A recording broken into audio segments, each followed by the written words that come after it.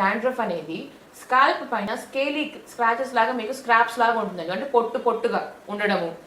ఆ పొట్టు ఏమవుతుందంటే మీరు ఎప్పుడైతే మీరు గీకుతారో స్క్రాచ్ చేస్తుంటారో అది పొట్టు పొట్టుగా పైన పడడం అనేది కూడా జరుగుతుంటుంది.